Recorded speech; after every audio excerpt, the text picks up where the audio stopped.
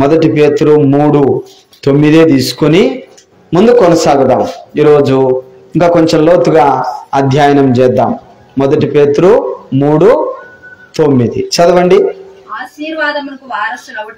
మరొకసారి అందరం కూడా నేను ఇప్పుడు ఇది విన్న తర్వాత అందరం ఒకసారి ఆ వాక్యాన్ని పలుకుదాం. ఆశీర్వాదమునకు వారసులగుటకు మీరు పిలువబడితిరి గనుక కీడుకు ప్రతి కీడైనను దూషణకు ప్రతి దూషణను చేయక దీవించండి. ఇప్పుడు పలుకుదామా? పలుకుదాం. మొదటి పేతురు పలకండి. 3వ అధ్యాయం 9వ వచనం. ఎందుకు వచనాలతో సహా? ఎందుకంటే కంఠస్థ వాక్యాల్లో ఖచ్చితంగా వచనాలతో సహా నేర్చుకోవాలి కాబట్టి. ఆశీర్వాదమునకు వారసులగుటకు మీరు పిలువబడితిరి గనుక కీడుకు ప్రతి కీడైనను దూషణకు ప్రతి దూషణైనను చేయక దీవించుడి. అది కంఠస్థ వాక్యం. ఫస్ట్ ఇప్పుడు మనం మాట్లాడుతున్నది ఫస్ట్ లైన్ ఒక్కటే. ఎక్కడి వరకు? ఆశీర్వాదమునకు వారసులగుటకు మీరు పిలువబడితిరి. నిన్నవారం అదే సబ్జెక్ట్ మీద పోయింది. అయితే మూలవాక్యంగా ఏం తీసుకున్నామంటే నిన్నవారం డైరెక్ట్గా ఆదికాండం 12వ అధ్యాయం మీదనే కొనసాగుతూ వచ్చినాం. అది మరి ఇప్పుడు ఆశీర్వాదానికి వారసులవ్వడానికి దేవుడు నిన్ను నన్ను మనల్ని ఏం చేశాడంట? పిలిచాడు. ఇంకోసారి గట్టిగా చెప్పండి. దేనికి పిలిచాడు? ఆశీర్వాదానికి వారసులు కావడానికి. దేనికి అనే ప్రశ్న వచ్చినప్పుడు స్పష్టంగా ఆశీర్వాదానికి వారసులు కావడానికే పిలిచాడు. దేనికంట? ఆశీర్వాదానికి వారసు. ఆశీర్వాదాలు ఎన్ని రకాలు ఉన్నాయి? ఆశీర్వాదములు ఎన్ని రకములుగా ఉన్నాయి అనే ప్రశ్న మనం వేసుకుంటే 2 రకాల ఆశీర్వాదాలు ఉన్నాయి. అమ్మా వినండి. ఎన్ని రకాలు? 2 రకాలు. తీయండి. ఎఫెసీ పత్రిక మొదటి అధ్యాయము 3వ వాక్యాన్ని ఒక్కసారి మనం చదువుకుందాం. నిదానంగా నిబ్బరంగా చదువుకుంటే వాక్యాలు మనకు స్పష్టంగా అర్థమవుతూ వస్తాయి. చూద్దాం. 3వ వచనం చదువుతున్నాం. మన ప్రభువైన యేసుక్రీస్తు యొక్క తండ్రియగు దేవుడు స్తుతింపబడును గాక. ఆయన అంటే తండ్రి అయిన దేవుడు క్రీస్తునందు చూడండి ఏమంటున్నాడు? పరలోక విషయములో ఆత్మ సంబంధమైన ఒక్క ఆశీర్వాదమా? 2 ఆశీర్వాదాలా? కాదు. ప్రతి ఆశీర్వాదమును మనకు అనుగ్రహించెను. ఏ ఆశీర్వాదాల గురించి ఇక్కడ చెప్తున్నాడు? పరలోక విషయములలో ఆత్మ సంబంధమైన ప్రతి ఆశీర్వాదం మనకు అనుగ్రహించాడు. ఒకప్పుడు ప్రజలు పరలోకం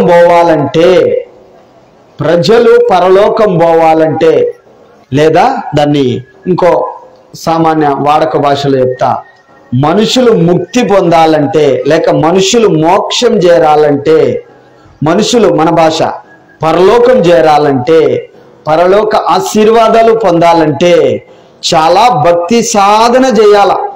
ఎంత చేసినా, మళ్ళీ జ్ఞాపకం చేసేది, ఎంత చేసినా రిజల్ట్ వస్తాదో రాదో అనే సందిగ్ధం ఉన్నది. ఎప్పటి వరకు? ప్రభువైన యేసుక్రీస్తు కలువరి శిలువలో ప్రాణం పెట్టేంత వరకు ఆత్మ సంబంధమైన ఆశీర్వాదాల విషయంలో ప్రతి ఒక్కరికి అదొక అనుమానం ఉండేది. ఎట్లనేది ఒక చిన్న ఉదాహరణ జ్ఞాపకం చేస్తాను. శనక్కాయల కాలంలో శనక్కాయలు ఎత్తుతారు, శనగల కాలంలో శనగలు ఎత్తుతారు. ఏ కాలంలో అది ఎత్తుతారు కదా, ఇత్తనాలు బాగా ఏమంటారు దాన్ని, పుష్టిగా బాగా లావుగా అట్లాంటివి ఎత్తుతారు. నాసి రకంవి నీళ్ళకెస్తే పైకి తేలేటి ఎత్తుతారా? ఒకవేళ ఎత్తినారనుకోండి మంచి సత్తువ గల భూమిలో అయినా పండుతుందంటారా? పండుతుందా? పండదు. ఎందుకు పండదు? ఇత్తనంలో లేదు. ఏంటి? కెపాసిటీ, సామర్థ్యం.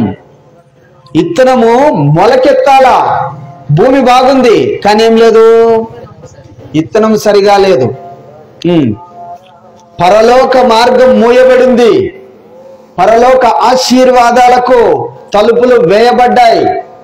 ఎప్పుడు? యేసు ప్రభుల వారు కల్వరి శిలువలో ప్రాణము పెట్టేంత వరకు. అందుకే పరలోక ద్వారాలు, పరలోక ఆశీర్వాదాలు ఎప్పుడు ఎక్కడి నుంచి మూయబడ్డాయంటే మనందరికి తెలిసిన విషయమే. తోటలోనే. యా తోట? ఏదేని తోటలోనే. ఎవరు మూసేసినారు? మన వాళ్ళే, మన పెద్దలే. ప్రతివానికి తల్లి, జీవము కలిగిన ప్రతివానికి తల్లి ఆమె. ఎవరు? మన ఆది తల్లి, తర్వాత ఆది తండ్రి ఆదాము. వీళ్ళిద్దరే పరలోక సంబంధమైన ప్రతి ఆశీర్వాదం మానవుడు పొందకుండా అపవాది చేతికి తమకు సంబంధించినవన్నీ అప్పగించేసినారు. అక్కడే అయిపోయింది ఒక పతనం. అప్పుడే అయిపోయింది. అయినా భౌతిక సంబంధమైన ఆశీర్వాదాలు పొందడానికి దేవుడు అనుమతిచ్చాడు గనకనే వాళ్ళు ఏమేం పొందినారు? సంతానం పొందినారు. ఫస్ట్ వాళ్ళు పొందినది ఏంది?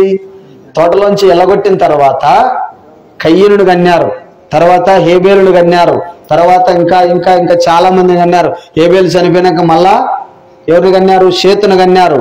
షేతు వంశము ఎనోషు వీళ్ళంతా వచ్చుకుంటూ వచ్చినారు. అంటే నేను ఏం జ్ఞాపకం చేస్తూ వస్తున్నానంటే భౌతిక సంబంధమైన ఆశీర్వాదాలు ఉన్నాయప్పటికీ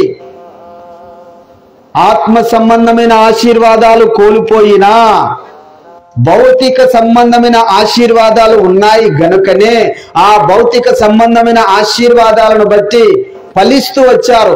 ఈరోజు దేవుని పిల్లలుగా నీవు నేను మనము జ్ఞాపకం చేసుకోవాల్సిన విషయం ఏంటంటే, చాలా మందికి తెలియని విషయం ఏంటంటే, చర్చికి వచ్చే వాళ్ళకు ఈనాడు చర్చికి వస్తున్న వారు కూడా దేని కొరకు ఆశిస్తూ వస్తున్నారంటే ఎక్కువ శాతము భౌతిక సంబంధమైన చెప్పాలా ఆశీర్వాదాల కొరకు.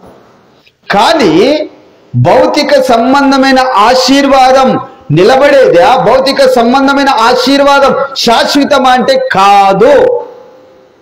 మళ్ళీ జ్ఞాపకం చేస్తున్నా, భౌతిక సంబంధమైన ఆశీర్వాదాలు శాశ్వతములు కాదు. ఆత్మ సంబంధమైన పరలోక విషయాలలో ఉన్న ఆశీర్వాదాలు నీకు, నాకు, మనకు, ప్రతి ఒక్కరికి శాశ్వతం. అట్టి శాశ్వతమైన ఆశీర్వాదాలు యేసునాథుడు సిలువలో ప్రాణం పెట్టేంత వరకు మూయబడ్డాయి. ఎప్పుడైతే ప్రాణం పెట్టాడో తెర చినిగిందో పరలోక సంబంధమైన ఆశీర్వాదాలు ప్రతి మానవునికి ఉచితముగా, మళ్ళీ ఉచితంగా అనుగ్రహింపబడ్డాయి. అదే మాట 3వ వచనంలో మనం చదువుతున్నాం. మన ప్రభువైన యేసుక్రీస్తు యొక్క తండ్రి అయిన దేవుడు స్తుతింపబడును గాక. ఆ తండ్రి అయిన దేవుడు క్రీస్తునందు, చూడండి, తండ్రి అయిన దేవుడే క్రీస్తునందు అంటే యేసు క్రీస్తునందు పరలోక విషయములలో ఆత్మ సంబంధమైన ప్రతి ఆశీర్వాదమును నువ్వు కష్టపడితే సంపాదిస్తే నేను నీకు ఇస్తానన్నాడా? ముందే ఇచ్చినాడా? పలకాల.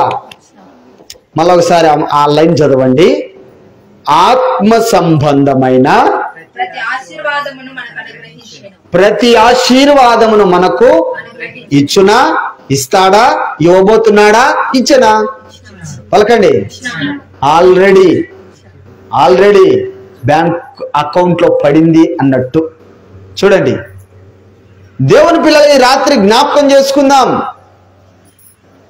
నీకు అంటే రక్షణ పొందిన నీకు, యేసునందు విశ్వాసం ఉంచిన నీకు ఒక గొప్ప బ్యాంక్ బ్యాలెన్స్ ఉంది.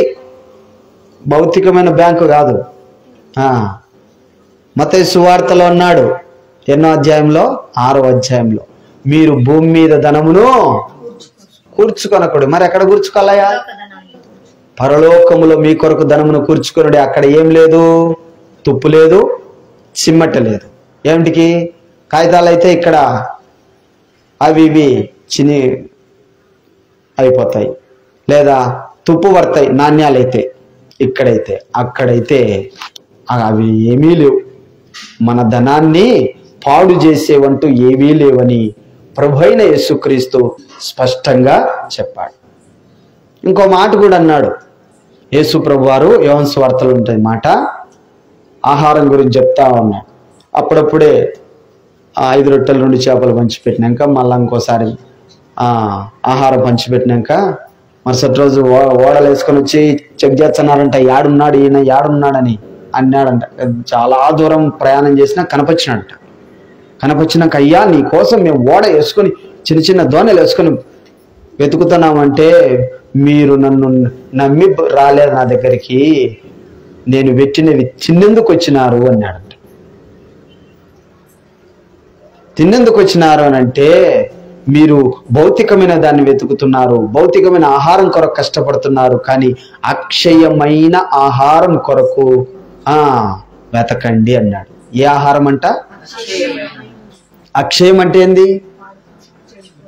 క్షయము అనే పదం తెలుసు కదా తెలుగులో. క్షయం అంటే అర్థం ఏంటి? క్షయం అంటే ఒకరోజు వాక్యం కూడా చెప్పినాడా, అక్షయుడైన దేవుడని. క్షయము అంటే నాశనమైపోయేది, అక్షయము అంటే నాశనము కానిది. క్షరము అంటే నాశనం అయిపోయేది, క్షరం. అక్షరము అంటే చెప్పాలా, నాశనము కానిది. అందుకే అక్షరాలను అంటే నాశనం కానివి ఇవి మైండ్కి ఎక్కితే చాలంటుంటారు. ఇంకోటి లోకంలో ఒక సామెత ఉంది, ఇంట్లో లెక్కున్నా డబ్బులున్నా దొంగతనం చేస్తారంట. కానీ చదువుకున్న పిల్లప్పుడు చదివించడానికి ఈ టీచర్లు సార్లు ఈ మాట ప్రోత్సాహంగా చెప్పేవాళ్ళు, మీ వాడిని లెక్కున్నా లేకపోతే ఇంట్లో వాక్యాలున్నా ఎవరన్నా దోచుకుపోయే అవకాశాలు ఉంటుంది, అదే ఆ డబ్బులు పెట్టి చదివించినారంటే పిల్లోనికి భవిష్యత్తు బాగుంటుంది, దాన్ని ఎవరు ఏం చేయలేరు, దోచుకపోలేరు. ఏడ లోపల ఉంటుంది, దోచకపోలేరు. అది అంతరంగంలో ఉంటుంది. దాన్ని సానబెట్టే కొద్దీ ఏమవుతుంది, పెరిగేదే కానీ తరిగేది లేదు. ఎంతమందికి పంచినా ఇంకా ఉంటుందా ఉండదా అది అని చెప్తూ ఉండేవారు. కానీ ఈ లోక చదువు దానికి ఒక పులి స్టాప్ ఉంది. కానీ దేవుని వాక్యానికి, దేవుడిచ్చిన ఆత్మ సంబంధమైన ఆశీర్వాదాలకు నాన్ స్టాప్.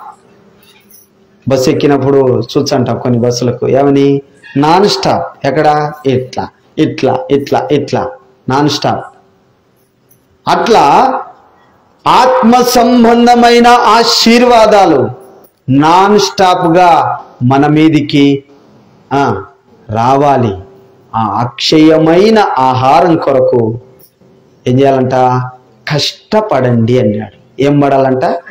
కష్టపడండి, కష్టపడాలంట. దేవుని నామానికి మహిమ కలుగాక. ఆమేన్. ఈరోజు వర్తమానం వింటున్నాం.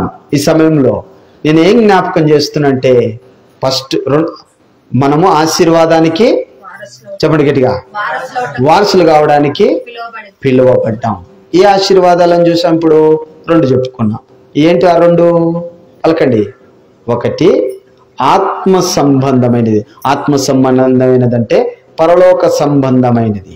2 చెప్పండి, భౌతిక సంబంధం. ఈ భౌతిక సంబంధమైనది తప్పులు చేసిన వాళ్ళకు కూడా జరుగుతుంటాయి. ఈ తప్పులు చేసిన వాళ్ళకి ఎట్లా నెరవేరుతుంటాయి చెప్తాను. పాపాలు చేస్తుంటారు, దుర్మార్గ పనులు చేస్తుంటారు. లెక్క ఉందనుకో, ఇసిరి కొడితే పనులు జరుగుతుంటాయి కదా కదా, నిజమా కదా? జరుగుతుంటాయి. ఆదామ వాళ్ళు పాపం చేసినారు, అయినా సంతానం కలిగిందా? కలిగింది. భౌతికమైంది, భౌతికమైన ఆశీర్వచనాలు. ఒకసారి ఆలోచన చేస్తే, ఏంది ప్రభువా, దేవుని నమ్ముకుని ఆత్మీకంగా ఉండే వాళ్ళకు మాకేం లేదే, ఎందుకు బాధపడతావు? దేవుడు అనేది, ఎందుకు బాధపడతావు?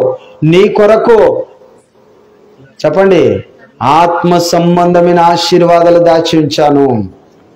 ఒకసారి హెబ్రీయులకు రాసిన పత్రిక 12వ అధ్యాయము మనము గమనిద్దాం. రండి, హెబ్రీ పత్రిక 12వ అధ్యాయము. నేను చెప్పిన రెఫరెన్స్ కార్డ్ నుంచి నిదానంగా చదువుకుంటూ పోదాము, మీరు చూసుకుంటారండి. హెబ్రీ పత్రిక 11వ అధ్యాయంలో 33 నుంచి నేను చదువుతాను, చూడండి.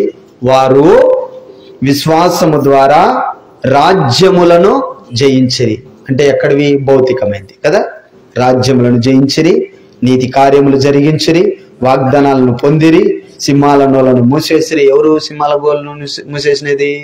దానియేలు ఒకరు. సింహం నోలను చీల్చి పడేసినది ఎవరు? ఒక సంసోను, ఒక దావీదు. ఇలా గమనిస్తాం. అగ్ని బలంను చల్లార్చిరి. ఎవరు బా ఈ అగ్ని బలాన్ని చల్లార్చిన వాళ్ళు? షడ్రకు, మేషాకు, అబేద్నెగో అనే ముగ్గురు. తర్వాత ఖడ్గధారను తప్పించుకొనిరి. అంటే వేరే వాళ్ళు శత్రువులు వచ్చి చంపాలనుకున్నప్పుడు ఏమైనారంటే వీళ్ళు దాన్ని తప్పించుకోగలిగినారంట. తర్వాత బలహీనులుగా ఉండి బలపరచబడ్రి, యుద్ధములో పరాక్రమశాలైరి, అన్యుల సేనలను పారద్రోల్రి, స్త్రీలు మృతులైన తమ వారిని పునరుత్థానం వల్ల మరలా పొందిరి. ఎవరు పొందినారు? అదేదో కథ జ్ఞాపకం వచ్చింది, మన దేశపు కథ. మన దేశంలో చెప్పుకుంటుంటారు, మొగుడు చచ్చిపోతే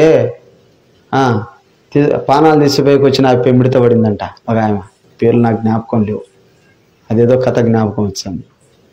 అది కాదు, పొరపాటున అది అనుకునేరు కదా. విన్నారా? జ్ఞాపకం ఉందా? సావిత్రి పోయి ఆయపతో కొట్లాడి మొగిన పానాలు వెనక్కి తీసుకొచ్చిందని చెప్తుంటారు. దాని గురించి కాదు, దయచేసి మీరు అట్లా అనుకునేరు. అందుకే మళ్ళీ అది నేను మెన్షన్ చేసి చెప్తునేది. కొంచెం పాతకాలం వాళ్ళు కానీ తెలిసినదిగా అలా అనుకోవచ్చు. కానీ బైబిల్లో తమ వారి ప్రాణాలను కాపాడుకున్న వాళ్ళు ఎవరు అని అంటే ఒక రాహాబని వేష. రాహాబని వేషం తన వారిని కాపాడుకుందా లేదా? విశ్వాసం ద్వారా. మీకు మొన్న వారం ఏం చెప్పినాను, జ్ఞాపకం ఉందా? రాహాబు గురించి ఎవరో చెప్పాను, చెప్పలేదా? అయితే నేనైతే సబ్జెక్ట్ ఒక చోట చెప్పాను, అందుకని ఏడు చెప్పినానేమో అనుకున్నా. సరే, ఓకే. రాహాబు గురించి 2 మాటల్లో జ్ఞాపకం చేస్తాం, మళ్ళీ ఎక్కువ వద్దులేండి. ఆమె ఒక వేశ్య. ఆమె ఎవరు అంటే ఒక అన్యురాలు. ఏ దేశంలో ఉంది అంటే కనాను దేశంలో. ఏ ఊర్లో ఉంది అంటే ఎరికో అనే ఒక పట్టణంలో ఉంది, ఎరికో. అయితే ఆమె వేశ్య. పచ్చిగా చెప్పాలంటే ఆమె ఎక్కడ కనపడుతుంది అంటే మత్తయి సువార్తలో మొదటి అధ్యాయంలో కనపడుతుంది మనకు. స్త్రీల గురించిన దానిలో మత్తయి సువార్తలో మొదటి అధ్యాయంలో కనపడుతుంది రాహాబు. ఆ వేశ్య ఏం చేసింది అని అంటే దేవుని కార్యాలను గురించి వినిందంట. ఐగుప్తు దేశంలో ఇశ్రాయేలు ప్రజలకు ఏ కార్యాలు చేసి ఇశ్రాయేలును బయటికి తీసుకొచ్చారు. అప్పుడు యెహోషువ 2 వేగుల వారిని పంపినప్పుడు వారు ఈ వేశ్య దగ్గరకు వచ్చి సమాచారం కొరకు, పాపం చేయడానికి కాదు, మళ్ళీ చెప్తున్నా, వాళ్ళు వచ్చిన దేనికి? సమాచారం కొరకు వచ్చినప్పుడు వాళ్ళని చేర్చుకొని వాళ్ళని ధైర్యం చెప్పి, మీరు జయిస్తారు, ఎందుకంటే మీ దేవుడు గొప్పవాడు, మేమంతా నమ్ముతున్నాము అని చెప్పి వాళ్ళని ధైర్యపరిచినాక వాళ్ళ ఆ ఎరికో పట్టణపు రాజు ఏం చేసినాడంట, ఏమ్మా నీ దగ్గరికి రాయబారులు వచ్చిన గూఢాచారులు వచ్చినారంటనే వాళ్ళని పట్టించి చంపేచ్చానని మనుషులను పంపించినాడంట. అప్పుడు అయ్యా వచ్చిన మాట నిజమే కానీ వాళ్ళు పొద్దుపోయే సమయంలో ఊరి వాకిలు వేస్తారు కదా, ఊరికి వాకిలు ఉంటుంది కదా, ఊరి వాకిలు అంటారు కదా, గవిని, అది వేసే టయానికల్లా వెళ్ళిపోయినారయ్యా, ఇంకా రొంచేపు ఉంటే వేసేటట్టున్నారు, మీరు పోయి తరుముకోండి అని వాళ్ళని పంపించి వీళ్ళను జమ్ములో దాచిపెట్టింటారు. బయటికి తీసుకొని వచ్చి మీరు తప్పించుకొని పోండి, ఎందుకంటే మీ దేవుడు గొప్పోడు, మీరు ఎట్టాగు నేను మిమ్మల్ని కాపాడినా మీ దేవుడు ఈ దేశాన్ని మీకు అప్పగిస్తాడు, నేను మిమ్మల్ని కాపాడకపోయినా అప్పగిస్తాడు. అయితే నన్ను నా కుటుంబాన్ని ఒకసారి జ్ఞాపకం చేసుకోండి, దీన్ని స్వతంత్రించుగా అంటే, అమ్మా ఇదిగో ఇంటికి ఎర్రదారం కట్టుకొని కిటికీ గుండా దించింటారు. ఎర్రదారం ఇస్తే దీంట్లో ఉన్న వాళ్ళందరికీ మేము గ్యారంటీ, మిగతాది మాకు గ్యారంటీ లేదండి. అట్ట ఎప్పుడైతే ఆ ఎర్రదారం కట్టుకుందో ఆమె, యెహోషువ వచ్చినప్పుడు ఆ వేశ్య ఎవరు ఉన్నారో ఆమె మీ ప్రాణాలు రాయబారుల గూఢాచారుల ప్రాణం కాపాడింది కాబట్టి ఆమెను ఆ ఇంటి వారిని పక్కకు చేర్చండి, మిగతా వాళ్ళందరినీ చంపేయండి అన్నప్పుడు ఆ కుటుంబాన్ని భద్రంగా పక్క పెట్టేసి మిగతా అన్ని కుటుంబాలను నాశనం చేసినారంట. ఎరికో పట్టణం యెహోషువ గ్రంథంలో ఉంటుంది. అంటే ఇలా నాశనము చేసినప్పుడు విశ్వాసము ద్వారా ఎవరిని కాపాడుకుంది చెప్పాలా? ఎవరిని? తన కుటుంబం వారిని కాపాడుకుందంట. అదే మాట ఇక్కడ రాయబడింది, ఇప్పుడు మనం చదివిన మాట. ఏమని? స్త్రీలు మృతులైన వారిని పునరుత్థానం వల్ల మరలా పొందిరి. కొందరైతే ఇంకో మాట ఏంటంటే ఏలియా కాలంలో ఒక స్త్రీ, ఎలీషా కాలంలో ఒక స్త్రీ దైవజనులను చేర్చుకుంటా ఉన్నది. ఏలియా కాలంలో ఎవరు? సారెపుతు విధవరాలు.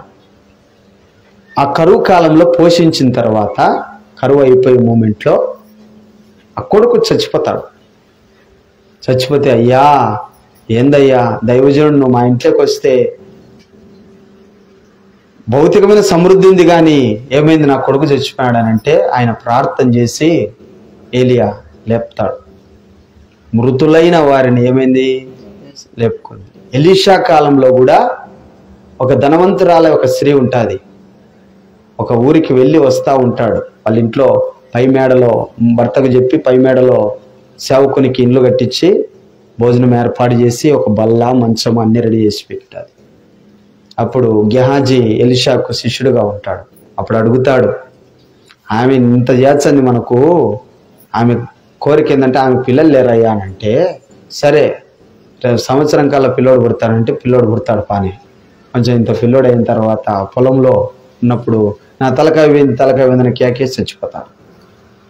అప్పుడు దైవజనుడికి వర్తమానం పంపిస్తే దైవజనుడు వచ్చి ప్రార్థన చేసి లేపుతాడు. అంటే విశ్వాసం వలన చనిపోయిన తమ వారిని ఏం చేసినారు, వాళ్ళు పునరుత్థానం ద్వారా పొందుకున్నారంట. అది కొందరైతే మరీ శ్రేష్టమైన పునరుత్థానం పొందగోరి విడుదల పొందనొల్లక యాతన పెట్టబడిరి. ఈ మాట మళ్ళీ గమనించండి. కొందరు ఏం చేసినారంట,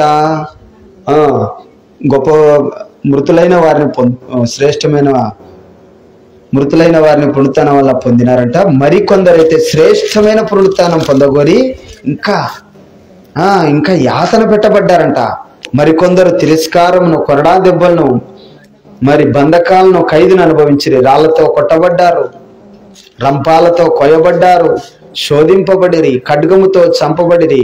గొర్రె చర్మములు, మేక చర్మములు వేసుకుని దరిద్రులై ఉండి శ్రమపడి హింస పొందుచు అడవులలోను, కొండల మీదను, గుహల్లోను, సొరంగముల్లోను తిరుగులాడుచు సంచరించిరి. అట్టి వారికి ఈ లోకం యోగ్యమైనది కాదు. వీరందరూ తమ విశ్వాసము ద్వారా సాక్ష్యము పొందిన వారైనను. బాగినండి, పాత నిబంధనలో భౌతికమైన ప్రతిఫలాల కొరకు కొందరు విశ్వాసాన్ని వాడుకున్నారు. కొందరు భౌతికమైన ప్రతిఫలాలు మాకొద్దు, మరీ శ్రేష్టమైనది ఆత్మ సంబంధం కావాలని కొన్ని త్యాగాలు అట్లాగే చేసినారంట. ఇక్కడ ముగింపులకు వస్తలకి పౌలు అంటున్నాడు హెబ్రీయులతో, వీరందరూ తమ విశ్వాసం వలన సాక్ష్యము పొందిన వారైనను. అది మనము లేకుండా, మనమంటే ఎవరము, ఇది చెప్పాలా, యేసు రక్తముతో కడగబడిన వారమైన మనము లేకుండా వారు సంపూర్ణులు కాకుండా నిమిత్తము దేవుడు మన కొరకు మరీ శ్రేష్టమైన దాన్ని ముందుగా సిద్ధపరిచెను గనుక వీరు వాగ్దాన ఫలము అనుభవింపలేదు. గ్రహించండి నేను చదివిన మాటలు. పాత నిబంధన వాళ్ళంతా పరలోక సంబంధమైనవి అనుభవించలేకపోయినారు.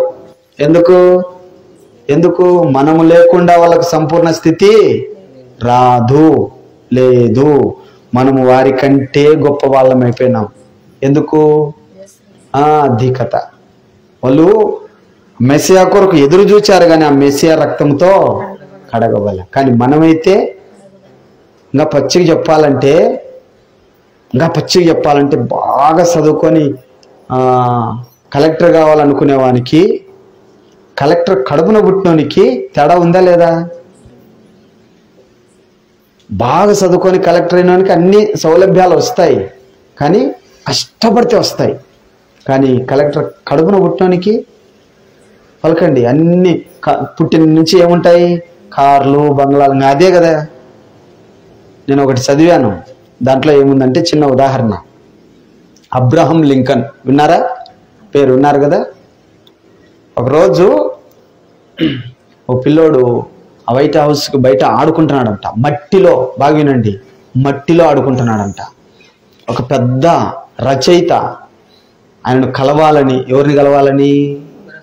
లింకన్ అంటే అమెరికా అధ్యక్షుడు. మళ్ళీ కొందరికి తెలియదేమో, అమెరికా అధ్యక్షుడిని కలవాలని ఆలోచన చేసినాడంట, అది తీసుకున్నాడంట, అపాయింట్మెంట్ తీసుకున్నాడంట.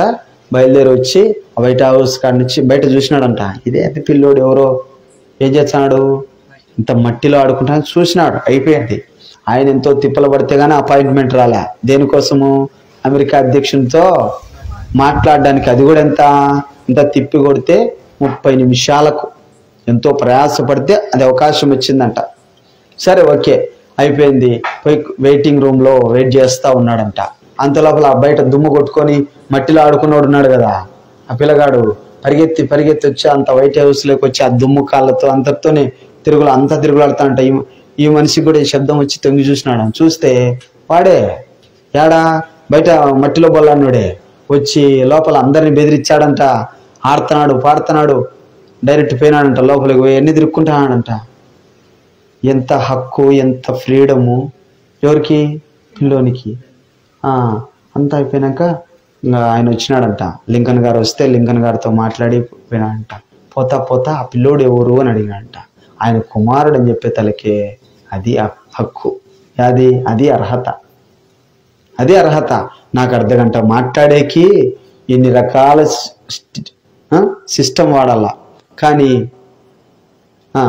ఆ పిల్లోనికి అదే దుమ్ము మీద పోయి మీద కూడా కూర్చుంటాడు. ఎవరి మీద కూర్చుంటాడు? పలకండి. ఆ తండ్రి మీద కూర్చుంటాడు. నాయనని తెలుసు కానీ ఏం లేదు, తెలివి జ్ఞానం ఎక్కువ ఉండదు. ఇప్పుడు కొత్త నిబంధనలో మనం కూడా పిల్లల లాంటి వాళ్ళమే. దేవునికి మహిమ కలుగును గాక. ఆమేన్. మనకు దాని విలువ తెలుదు. దాని విలువ తెలుదు? పలకండి. యేసయ్య విలువ సంపూర్ణంగా తెలుదు. రెండోది పరలోక సంబంధమైన ఆశీర్వాదాలు ఏమి ఇచ్చినాడో కూడా సంపూర్ణంగా తెలుదు మనకి. వాళ్ళకి తెలుసు. ఎవరికి తెలుసు? పలకాల. పాత నిబంధనకు సంబంధించిన వాళ్ళకి తెలుసు. అందుకే యేసు ప్రభువు వారు ఒక మాట అంటాడు. అది మత్తయిలోను, మార్కులోను, యోహానులోను యారో ఒకసారి అంటాడు. నాకు ఇప్పుడు రెఫరెన్స్ జ్ఞాపకం లేదు. మీరు చూడాలనుకున్నవి రాజులు, ప్రవక్తలు చూడగోరిరి. ఎవరితో అంటాడు? ఈ 12 మంది తోకలతో అంటాడు. అంటే అపోస్తలతో అంటాడు. 12 మందితో అంటాడు. ఏమని? మీరు ఏదైతే చూస్తున్నారో అది ప్రవక్తలు చూడగోరారు, రాజులు చూడగోరారు, కానీ వాళ్ళకు అబ్బలే, మీకు అబ్బింది, చూచుచున్న మీ కన్నులు ధన్యములైనవి అంటాడు. అంటే వీళ్ళు ఎవరు అని అంటే చేపలు పట్టుకునే వాళ్ళు, అన్యాయం చేసి డబ్బులు సంపాదించే వాళ్ళు. ఎవరు? 12 మంది. వీళ్ళకు శాస్త్రం తెలుదు. అంటే ఓ రాదు, అంటే ఆ రాదు, ఏమీ తెలుదు. దాంట్లో నాలెడ్జ్, బైబుల్ నాలెడ్జ్లో శాస్త్రం పాండిత్యం తెలియని వాళ్ళు వీళ్ళంతా. ఇట్లాంటి వాళ్ళను యేసు ప్రభు ఎంపిక చేసుకొని చేర్చుకొని ఏం చూపించాలో అవి చూపించాడు. దేవుని నామానికి మహిమ కలుగును గాక. ఆమె కాస్తో కూస్తుంటే పౌలే ఎక్కువ చదువుకున్నాడు 12 మంది కంటే. ఎందుకు? పరిచయుడు అంటేనే మొత్తం బుర్రంతా ఎక్కించుకుంటాడు. ఏం ఎక్కించుకుంటాడు? పాత నిబంధనలు ముఖ్యంగా 5 పుస్తకాలు. ఫస్ట్ 5 పుస్తకాలు అవి కాండాలన్నీ. ఆది కాండం, లేవ్యాకాండం, సంఖ్యాకాండం, ద్వితీయోపదేశకాండం, పంచకాండాలు అంటారు. మోషే రచించినవి. మొత్తం మైండ్లోకి ఎక్కిల, నోటి కంఠస్థం రావాలా, పలాంటి రెఫరెన్స్ అంటే చెప్పగలగల. అట్లా ఉన్నోడినే పరిచయుడు అంటారు. అట్లాంటి పరిచయ సమూహానికి సంబంధించిన వాడు పౌలు. దేవుడు యేసుప్రభు మహామేధావి. ఎట్లా మేధావి అంటే చెప్తానేనండి. ఇట్లాంటి మేధావిని ఎవరి దగ్గర వాక్యం చెప్పడానికి పంపించాలా? మీరు చెప్పండి. జనరల్గా పండితుల దగ్గరకు పంపించాలా లేదా? అంతే కదా, మాట్లాడరు. పండితుల దగ్గరికి పంపించినే కదా సువార్త చెప్పి చక్కగా వాళ్ళకు అనుమానాలను నివృత్తి చేసి యేసుప్రభుని ఘనంగా చెప్పగలిగేది. అట్లాంటి తీసుకుపోయి ఎక్కడ వేయించినాడు తెలుసా? అన్యుల దగ్గరికి పోయి సువార్త చెప్పమన్నాడు. అన్యుల దగ్గరికి యెహోవా అంటే తెలుదు, ధర్మశాస్త్రం అంటే తెలుదు, కనీసము దీపవృక్షమా ఎట్టుంటుంది, మందిరమా ఎట్టుంటుంది అని అడిగే వాళ్ళ దగ్గరికి, అన్యుల దగ్గరికి తీసుకుపోయినాడు. ఆజ్ఞలా? ఏం ఆజ్ఞలు అని అడుగుతారు. అట్లాంటి వాళ్ళకి పోయి సువార్త చెప్పమంటాడు దేవుడు. ఏమి చదువురాని చేపల వాసనలో కంపు కొట్టే వాళ్ళని తీసుకొచ్చి ఏమంటాడు? మీరు పండితులకు బోధించండి, యాజకులకు బోధించండి అంటాడు. ఏందయ్యా అంటే అదంతే రూల్. దేవునికి మహిమ కలుగును గాక. ఆమె ఏం జ్ఞాపకం చేస్తున్నంటే ఆత్మ సంబంధమైన ఆశీర్వాదాలు భౌతిక సంబంధమైన ఆశీర్వాదాలు. మనం ఆత్మ సంబంధమైన ఆశీర్వాదాలు కొన్ని పొందుకునేటప్పుడు భౌతిక సంబంధమైనవి కోల్పోతూ వస్తాం. వింటున్నారా? భౌతిక సంబంధం అడగకపోయినా కొందరికి ఇస్తా ఉంటాడు, భౌతిక సంబంధమైనవి అడగకపోయినా కొందరికి ఇస్తాడు. భౌతిక సంబంధమైన వాటి కొరకు దేవుని దగ్గరకు వచ్చిన ఆత్మ సంబంధమైన అడిగే బిడ్డగానే ఉండాలి. దేవునికి మహిమ కలుగుగాక. ఆమేన్. మీకు అర్థమైందో అర్థం కాలేదో ఈ మాట మళ్ళీ చెప్తా. కొందరు దేవుని దగ్గరకు వస్తారు దేని కొరకు? భౌతిక సంబంధమైన వాటి కొరకు యేసుప్రభువు నమ్ముతారు. లేరా? గుత్తి వాళ్ళంతా ఎవరు? ఆదివారం వాళ్ళ గురించి కానీ శనివారం వాళ్ళ గురించి చెప్తున్నా. దేనికి పోయేది? నేను కించపరిచేది కాదు, ఘనంగానే గౌరవమైన మాట చెప్తున్నా. శనివారం దేనికమ్మ పోయేది? మాట్లాడండి. తెలీదా? తెలిసినా ఎందుకులేనా? శనివారం ఎందుకు పోయేదంటే జనరల్గా స్వస్థతల కోసము, గర్భఫలం కోసము, విడుదల కోసం, దురాత్మల శక్తులు ఉంటే విడుదల కోసం, అంతే కదా పోయేది. అంటే భౌతిక సంబంధమైందా కాదా? పలకండి. భౌతిక సంబంధమైన వాటి కొరకే పోయేది. అయితే ఆ భౌతిక సంబంధమైన వాటి కొరకు యేసు ప్రభు దగ్గరికి వస్తున్న వారు ఎవరైనా సరే, స్టార్టింగ్లో వచ్చారేమో వాక్యం తెలుసుకునే కొద్దీ నువ్వు పరలోక సంబంధమైన ఆత్మీయ ఆశీర్వాదాల కొరకు ఆపేక్ష కలిగిన దేవుని బిడ్డగా మారాలి. అలా మారకుండా ఇంకా మనం ఆడే నిలబడినామనుకో, యాడా పలకండి, యాడా భౌతిక సంబంధమైన కాడ నిలబడ్డామనుకో మనము దెబ్బతింటాం. జాగ్రత్త పడదాం. ఒక చిన్న ఉదాహరణను జ్ఞాపకం చేస్తాను. ఏంటి ఆ ఉదాహరణ అంటే, మునుపు చెప్పాను, మళ్ళీ జ్ఞాపకం చేస్తా. రాజస్థాన్ ప్రాంతంలో ఎక్కువ ఎడారులు ఉంటాయి. ఎడారులు అక్కడ నీటి కొరత. ఇప్పుడు మనకు నీరు కూడా మోటార్లలో తక్కువ అయిపోయి ఉంటాయి, ఎందుకంటే వర్షాల వల్లే కదా, అందుకు తక్కువ అయిపోయి ఉంటాయి. సరే, అక్కడ ఏం జరిగిందంట, నీళ్లకు శ్రీమూర్తులు చాలా దూరం పోయి, అది కూడా ఎట్లా, కడవ మీద కడవ 3 కానీ 4 కానీ పైన పెట్టుకొని నీళ్లు ఎత్తుకొని రావాలంట. చాలా దూరం పోయి అది కూడా చూసి వాడుకోవాలంట. ఒక ఊరి పెద్దకు 3 బేకార్ కొడుకులు ఉన్నారంట. పనికిమాలిన వెదవాలంట. ఎందుకు పనికిరారంట? కనీసము తిన్న ప్లేట్ కూడా పక్కకు కూడా జరపరంట. వాళ్ళ అమ్మే తీసేయాల, లేకపోతే ఇంట్లో వాళ్ళు తీసేయాలి. అంత వేస్ట్ పిల్లలు ఉన్న వాళ్ళకు తండ్రి అనుకున్నంట, నాకేమో మంచి విలువ ఉంది ఊర్లో, కానీ నా కొడుకులకి ఎట్లుంది?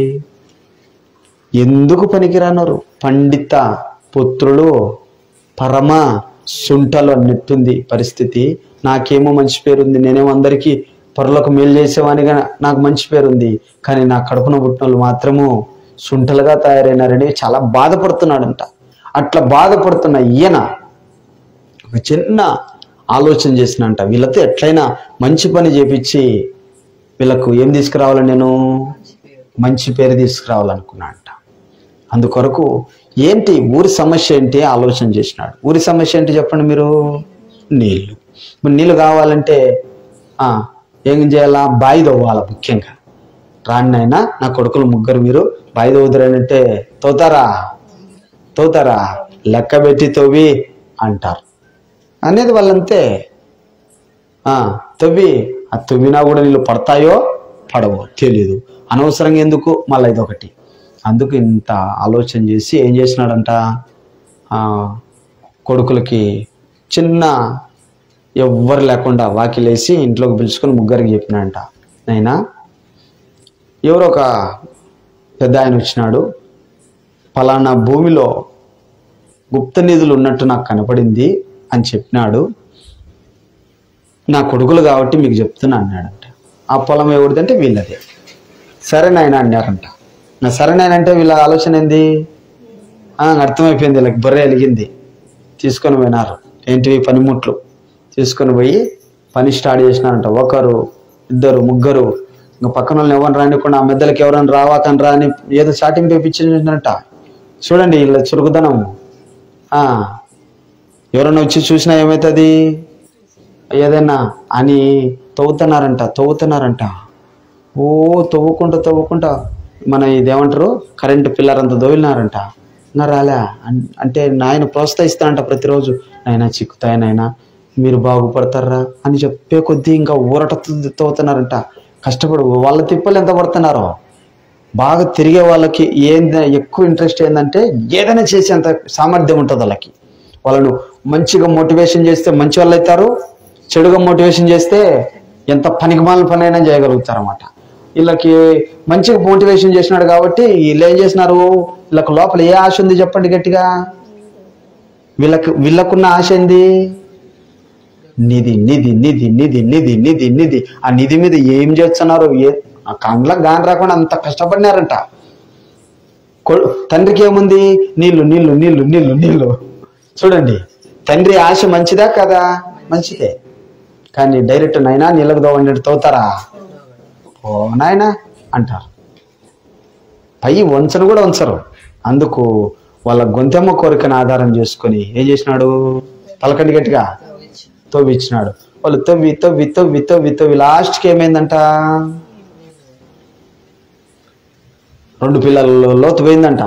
మరి వాళ్ళు పైకి ఒకడు తాడు కట్టుకొని పైన ఒకడు ఉండి లోపల నుంచి 2 పంపించంటే అంతా ఎత్తేసుకుంటా తిప్పలు పడినారు పాపం.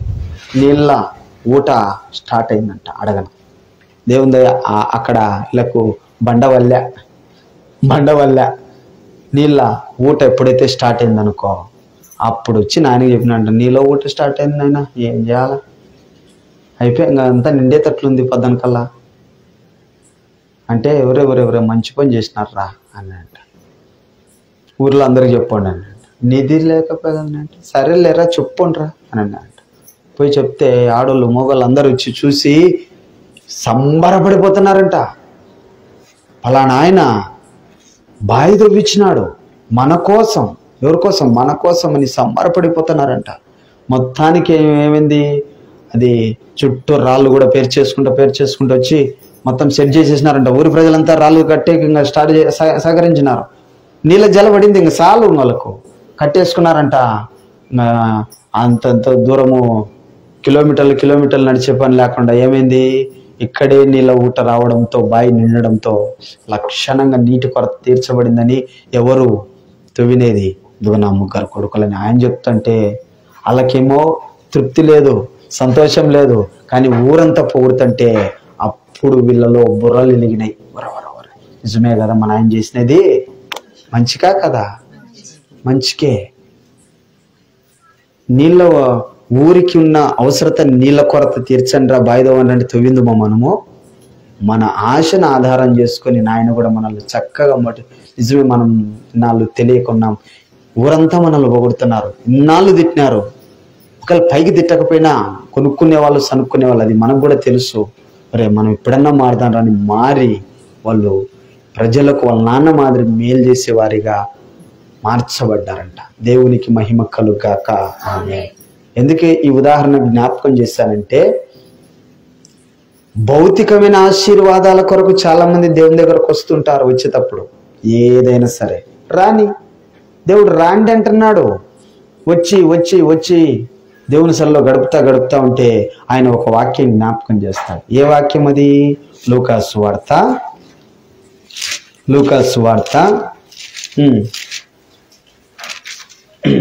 11వ అధ్యాయము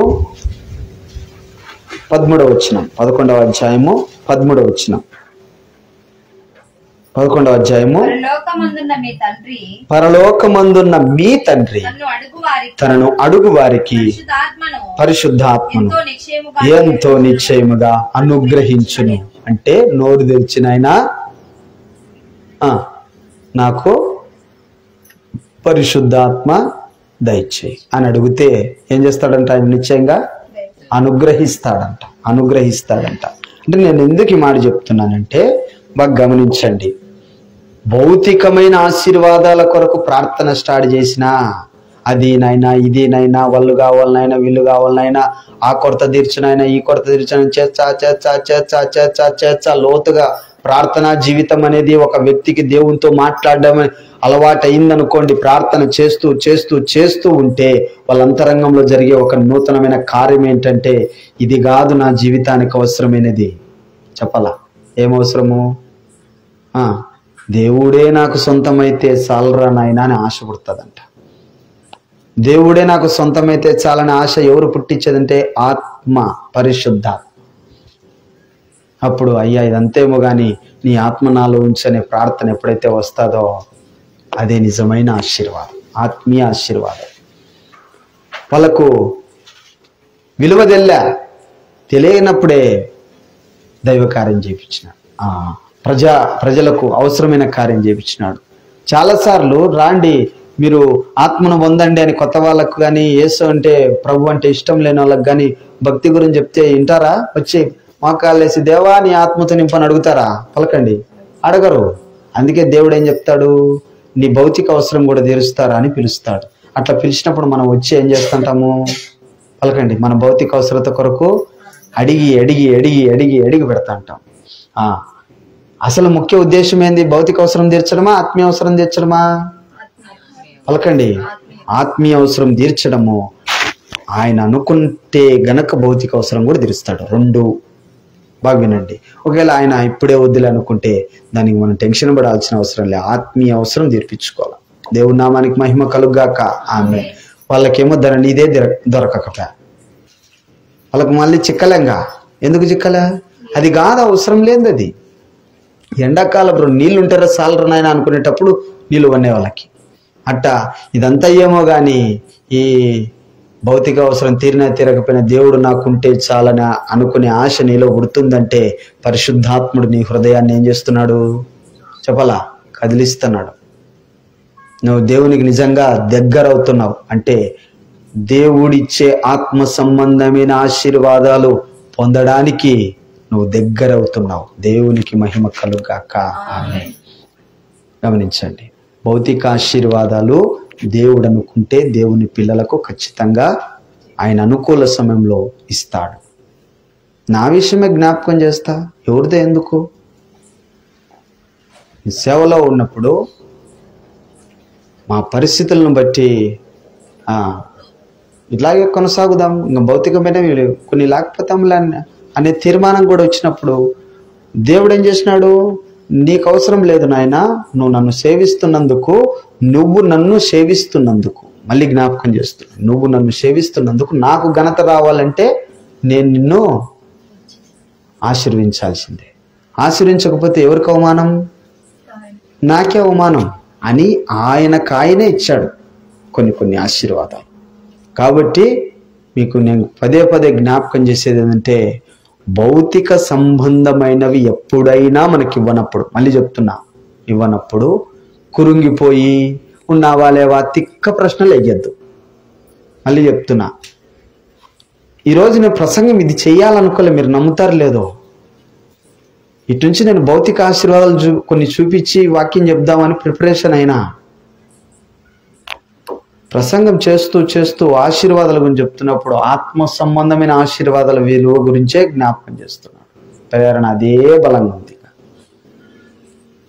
భౌతిక సంబంధమైన వాటి కొరకు వచ్చిన ఆత్మ సంబంధమైన వాటిలో స్థిరపడు. ఆత్మ సంబంధమైన దీవెనల్లోనూ స్థిరపడితే భౌతికమైనవి దేవుడు అనుకుంటే ఎంత నీకు ఇవ్వడం ఎంత? ఆయన కొదవా? పాపులకే ఇస్తున్నాడు. ఏంటివి చెప్పండి గట్టిగా? భౌతిక దీవెనలు. ఇలా పాపులకే చాలా కలుగుతున్నాయి. సంతానం లేని వాళ్ళు ఏడవ సాటకు పోయి హాస్పిటల్లో చూపించుకుంటే కలుగుతుందా లేదా? లెక్కలు ఉంటే ఆ పని ఈ పని అన్నీ జరుగుతున్నాయి, భౌతికమైనవన్నీ జరుగుతూ వస్తున్నాయి. మరి దేవుని పిల్లలకు కొన్ని కలుపుకోకుండా ఆలస్యం అవుతున్నాయంటే అర్థం ఏంటంటే, మనం ఇంకా ఏదో ఆత్మ సంబంధముగా ఆత్మీయమైన వాటి మీద దృష్టి ఉంచాలనేది దేవుని గురయ్యింది. దాని మీద దృష్టి పెట్టుకుంటూ వచ్చినామంటే దేవుడు ఆయన అనుకుంటే ఆయన మహిమ కొరకు, మనం ఫలించడం కొరకు ఇవ్వవచ్చును కూడా. దేవుని నామానికి మహిమ కలుగాక. ఆమేన్. కాబట్టి ఈ రాత్రి గమనిద్దాం, రెండు ఆశీర్వాదాలు, ఆత్మీయమైనవి అంటే పరలోక సంబంధమైనవి, భౌతికమైనది. ఈ భౌతికమైనది దాని గురించి ఎక్కడ రాయబడిందంటే ద్వితీయోపదేశకాండము 28వ అధ్యాయం. ద్వితీయోపదేశకాండం 28వ అధ్యాయం. 28వ అధ్యాయంలో 1 నుంచి కొన్ని మాటలు. నీవు నీ దేవుడైన యెహోవా మాట శ్రద్ధగా విని నేడు నేను నీకు ఆజ్ఞాపిస్తున్న ఆయన ఆజ్ఞలను అనుసరించి నడుచుకొని ఎడలా నీ దేవుడైన యెహోవా భూమి మీదనున్న సమస్త జనముల కంటే నిన్ను హెచ్చించిన అక్కడి నుంచి 14 ముగింపు వరకు భౌతిక సంబంధమైన ప్రతి ఆశీర్వాదం రాయబడింది. భౌతిక సంబంధమైన ప్రతి ఆశీర్వాదము దేవుని ఆజ్ఞలను పాటించే దేవుని పిల్లల కొరకు రాయబడింది. మళ్ళీ జ్ఞాపకం చేస్తున్నా, దేవుని నమ్మినాం, భౌతిక ఆశీర్వాదాలు కావాలి అంటే ఏం చేయాలంట? ఈ ఆజ్ఞలు పాటించు. ఏ ఆజ్ఞలు? ఆయన మాట శ్రద్ధగా విని ఏం చేయాలంట? ఆయన ఆజ్ఞలను అనుసరించి నడుచుకుంటే ఈ ఆశీర్వాదాలు. ఏ ఆశీర్వాదాలు? 1 నుంచి 14 వరకు, 15 నుండి దాదాపు 68 వరకు శాపవచనాలు అన్నీ రాసి పెట్టించాడు. కాబట్టి రాత్రి జ్ఞాపకం చేస్తున్నది ఏమిటి దేవుని బిడ్డలారా? మనము మహా 70, 80, ఇంకా శక్తి ఉంటే 100 అంతే. ఈ భౌతికమైన ఆశీర్వాదాల మీద మనసుంచి ఆత్మ సంబంధమైన వాటిని ఏమాత్రం కూడా ఏం చేయొద్దు, కోల్పోవద్దు. ఆత్మ సంబంధమైన మనం పొందాలంటే ఆశీర్వాదాలు మనం చేయాల్సింది మన ప్రభు అయిన యేసుక్రీస్తుని ఏం చేయాలి? గట్టిగా నమ్మాలా. ఏమని నమ్మాలా? ఈయనే నాకు ఆధారము. చచ్చేంత వరకు అంటే మరణం వరకు ఏం చేయాలా? నేను నమ్మకంగా దేవునికి బ్రతకాల. ఎట్లా బ్రతకాలా? నమ్మకంగా. ఏ విషయాల్లో నమ్మకంగా ఉండాలా? విశ్వాస విషయంలో నమ్మకంగా ఉండాల. మన విశ్వాసము దేవుడు కార్యము, భౌతిక కార్యాలు చేసినా చేయకపోయినా, మళ్ళీ జ్ఞాపకం చేస్తున్నా, చేసినా చేయకపోయినా ఆయన చేయుటకు సమర్థుడని నమ్మాల. విశ్వాస విషయంలో తప్పకూడదు. జ్ఞానం ఏ జ్ఞానము? లోక జ్ఞానం గురించి నేను చెప్పడం లేదు. దైవీకమైన జ్ఞానంలో ఎదగాలి తప్ప తరగకూడదు. ఎదగాలంటే ఏం చేయాలా చెప్పండి? లోగోస్ అంటే లిఖితమైన దేవుని వాక్యాన్ని చదవాలా, వినాలా, చదవాలా. చదివచ్చిన వాళ్ళు, చదువురాదు, వినాలా, నేర్చుకోవాలందరం. ఇది జ్ఞానములో అభివృద్ధి పొందాలా. దేవుని వాక్య జ్ఞానంలో, విశ్వాసంలో, దేవుని వాక్య జ్ఞానంలో, ప్రార్థనా జీవితం ఉంటుంది ప్రతి ఒక్కరికి పర్సనల్గా. ఆ ప్రార్థనా జీవితంలో ఏం కావాలంట? డెవలప్ కావాలి, కానీ కిందికి తగ్గిపోకూడదు, పడిపోకూడదు. డెవలప్మెంట్ కావాలా. విశ్వాసము, జ్ఞానము, తర్వాత ప్రార్థనలో మనము ఎదుగుతూ ముందంజ వేయాలి. కాబట్టి ఈ రాత్రి జ్ఞాపకం చేసుకుందాం. నువ్వు ఆత్మ సంబంధమైన వాటిలో ఆపేక్ష కలిగి ఉంటున్నావా? భౌతిక సంబంధమైన వాటిలో ఆపేక్ష కలిగి ఉన్నావా? కొన్నిసార్లు ఆత్మ సంబంధమైన ఆశీర్వాదాలు మనం అనుభవించకుండా భౌతికమైన ఆటంకాలు వచ్చి నిలబడతాయి. భౌతికమైన ఆటంకాలు. ఈ భౌతికమైన ఆటంకాలు వచ్చినప్పుడు మనము చాలా జాగ్రత్తగా అడుగు వేయాలి. ఒకటి. రెండవది, దేవుడు కొన్నిసార్లు ఆత్మీయ ఆశీర్వాదాలు ఇవ్వడానికి భౌతిక కష్టాలకు అనుమతిస్తాడు. భౌతిక కష్టాలకు అనుమతించినప్పుడు ఏం చేయాలా? ఈ భౌతిక కష్టాలు పొందేటప్పుడు కష్టపెట్టే మనిషిని నిందించకుండా అనుమతించిన దేవుని స్తుతించాల. మళ్ళీ జ్ఞాపకం చేస్తున్నా, యోబు అంతకు ముందు వరకు దేవుని స్వరం వినలేదంట. కష్టాలు వచ్చి కష్టాలు కడదేరే సమయంలో సుడిగాల్లో ప్రత్యక్షమై దేవుడు మాట్లాడినాడు. యోబు గ్రంథం చదవండి. యోబు గ్రంథంలో దేవుని స్వరం ఎప్పుడు వినగలిగాడు? కష్టాలన్నీ వచ్చినాకే. అంతకుముందు ఏదో పెద్దలు చెప్పింటే ఈయన ఆ భక్తిని సాధన చేశాడు తప్ప దేవుని స్వరం పిల్లప్పటి నుంచి విన్న అనుభవము లేదు. ఎప్పుడు వినగలిగాడు? కష్టాలు వచ్చినప్పుడే. చూడండి, స్టెఫెన్ ఉన్నాడు అపోస్తల కార్యంలో 7వ అధ్యాయంలో. స్టెఫెను సువార్త ప్రకటించుతా ఉంటే పట్టుకొని వచ్చి ఏం చేసినారంట? స్టెఫెన్ను చంపేయాలని ప్లాన్ చేసి తప్పుడును అబద్ధపు సాక్ష్యాలు అని చెప్తే వాళ్ళకు ఒక పెద్ద ప్రసంగమే చేసినాడు 7వ అధ్యాయంలో. ప్రసంగం అంతా చేసిన తర్వాత ఒక మాట అంటాడు. ఆ మాట చదువుదాం రండి. ఆ మాట చాలా గంభీరంగా ఉంది. 7వ అధ్యాయము చూడండి, 51వ వచనం. ప్రసంగం అంతా అయిపోయింది. ప్రసంగం అయిపోయినాక అంటున్నాడు ఏమని? ముష్కరులారా, హృదయాలను చెవులను దేవునికి వాక్యానికి లోబర్చనొల్లని వారులారా, మీ పితరుల వారు మీరు ఎల్లప్పుడూ పరిశుద్ధాత్మను ఎదురుతారు. అవన్నీ చెప్పి చెప్పి చెప్పి 54వ వచనం. వారి మాటలన్నీ విని వాళ్ళు కోపముతో మండిపడి అంటే తమ హృదయాలందు నరకబడిన వారంట. మండిపడిన దానికి అర్థం కింద ఇచ్చినాడు. అతన్ని చూసి ఏం చేసినంట? కచ్చ పళ్ళు కొరికినారంట. అప్పుడు ఈయనకు జరిగినది చూడండి. అయితే అతడు పరిశుద్ధాత్మతో నిండిన వాడై ఆకాశం వైపు తేరి చూచి దేవుని మహిమను, యేసు ప్రభువు తండ్రి అయిన దేవుని యొక్క కుడి పార్శ్వమందు నిలవబడి ఉండట చూసి చెప్తున్నాడంట ఈ మాట.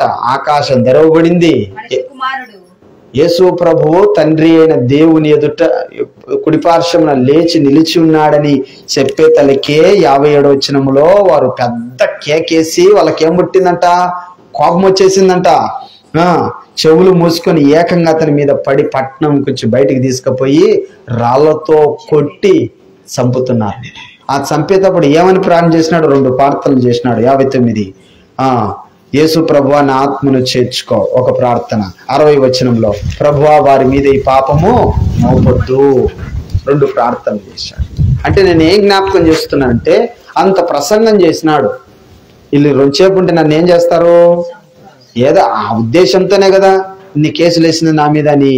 ఆ కేసులు వేసిన వాళ్ళ ముందరంత ప్రసంగం చేసిన తర్వాత పరిశుద్ధాత్మతో నిండుకొని ఏం చెప్తున్నాడు? ఆకాశం వైపు తేరి చూసి అదిగో తండ్రి కుడి పార్శ్వములో యేసు ప్రభు నిలబడి ఉన్నాడనే విషయాన్ని నిర్మోహమాటంగా ప్రకటన చేస్తున్నాడు.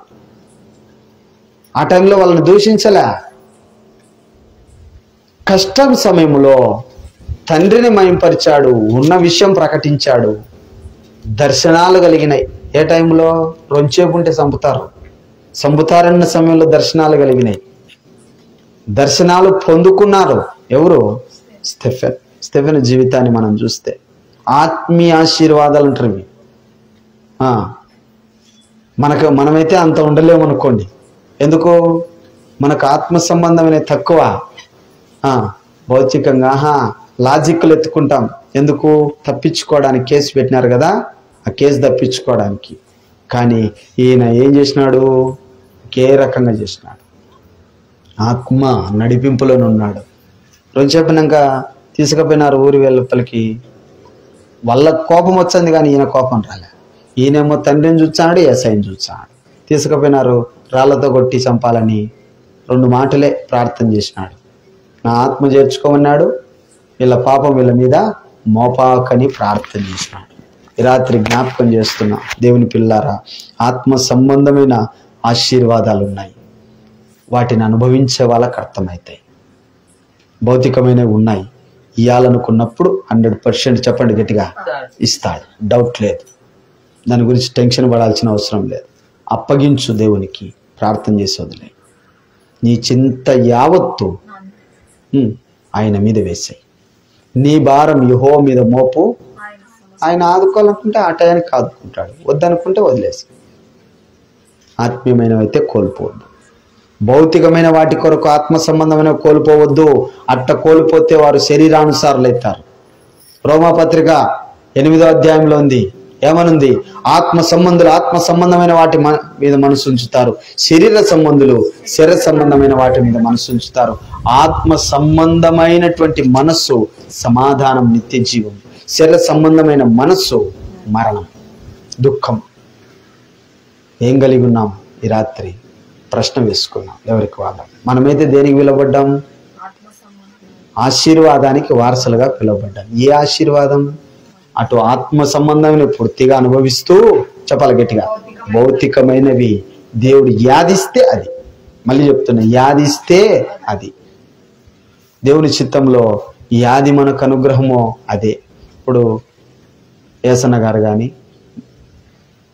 బైబిల్ మిషన్ స్థాపించిన ఏం పేరు, ఆయన పేరు దేవదాస్ గారు అయ్యగారు కానీ, వీళ్ళందరినీ ఒక రకమైన పిలుపుతో పిలిచా. మేము పెళ్ళిళ్ళు చేసుకొని చేస్తామంటే అది దేవుని చిత్తమా? పలకండి. మాకు పెళ్ళి అయ్యేంత వరకు సేవకు రామని వాళ్ళు పట్టుబట్టుకొని కూర్చుంటే ఇంత సేవ జరుగుండా? పలకండి. భౌతికమైన వాటిని కావాలనుకుంటే అది దేవుని చిత్తం, అట్లాగే ఉండాలని దేవుని నిర్ణయం. అట్లాగే వినారు, అద్భుతమైన సేవలు జరిగినాయి. ఎవరి పట్ల ఏ ఉద్దేశం ఉందో, మన గొంతెమ్మ కోరికలు అడ్డం వస్తాయి కొన్నిసార్లు దేవుని చిత్తం గ్రహించనీయకుండా. అప్పుడు మనం ఏం చేస్తాము? అటా ఇటా ఎటా కాని పరిస్థితుల్లో ఉంటాం. అందుకు ప్రార్థనకు జవాబు రావాలంటే ముందు మన మనసు ఖాళీ చేసుకొని అడగాలి. అప్పుడు జవాబు 100% ఏంటి అనేది వస్తుంది. దేవునికి మహిమ కలుగాక. ఆమేన్. ముగింపుగా మూలవాక్యాన్ని చదువుకొని ముగించేసుకుందాం. సమయం అయిపోయింది, అందుకో సమయం బట్టి మనం కొనసాగుతా ఉన్నాం. ఆశీర్వాదమునకు వారసులగుటకు మీరు పిలువబడితే గనుక మిగతా చదవాలి. ఎవరైనా మనకు కీడు చేస్తే తిరిగి మనం వాళ్ళకి ఏం చేయొద్దు. ఆత్మ సంబంధమైన కోల్పోతాం. మళ్ళా దూషణకు, వాళ్ళు ఒకవేళ తిట్టినారనుకో, దూషణకు ప్రతి దూషణ చేశామా మనము ఆత్మీయమైనవి కోల్పోతాం. అందుకు దూషణకు ప్రతి దూషణ కూడా చేయకుండా, కీడుకు ప్రతి కీడు చేయకుండా దేవా వాళ్ళను దీవించని ప్రార్థన చేయాలి. జాగ్రత్త పడదాం, ఆత్మీయ ఆశీర్వాదాలు అనుభవిద్దాం. భౌతికమైనది యాదిస్తే అది తీసుకుందాం. మళ్ళీ చెప్తున్నా, భౌతికమైనవి యాదిస్తే అది తీసుకుందాం. ఈ లేదా కానీ నాయనా ఒకవేళ వెయిట్ చేయాలా, ఇస్తావా, ఇయ్యవా, అసలుకు ఏదైనా నీకే స్తోత్రం, నీకే వందనాలు అనే అనుభవంలోకి వద్దాం. ఇది నిజమైన భక్తుల ప్రార్థన. దేవుడి వాక్యాలు దీవించి మనలో ఫలింపజేయునుగాక. ఆమేన్. ప్రార్థన చేసుకుందాం.